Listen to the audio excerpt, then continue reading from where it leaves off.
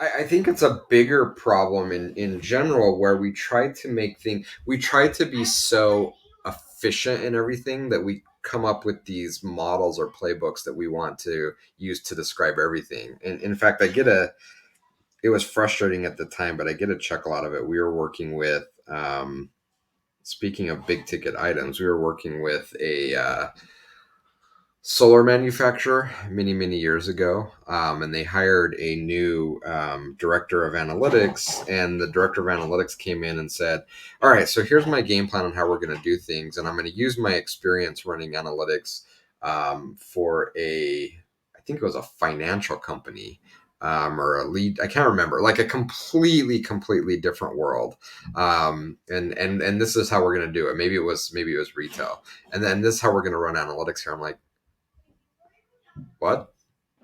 I mean, yeah, sure. Let's take what we learn across verticals. I think verticals can inform other types of verticals, and it can be very useful. But to take the blueprint of, well, this is what I did at my last job and apply it to this job, it's lazy at best. At worst, I mean, you're going to really mislead your teams and your companies. And this is again a big problem we see in B2B because it is such a smaller niche.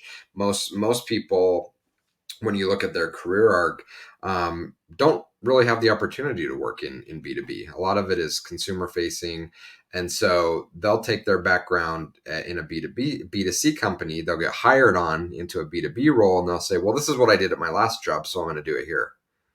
And it just doesn't work. We need to be much more open to understanding the nuances of the roles that we're in and the companies that we work in, and especially where we're talking B2B versus B2C. And again, absolutely, there's things that each can learn from the other, but try to replicate what one does exactly in the other. It's a losing strategy that unfortunately we see a lot of people do, whether it's just because they don't know any better or they're trying to be efficient. I don't know what it is, but it's a major challenge for sure.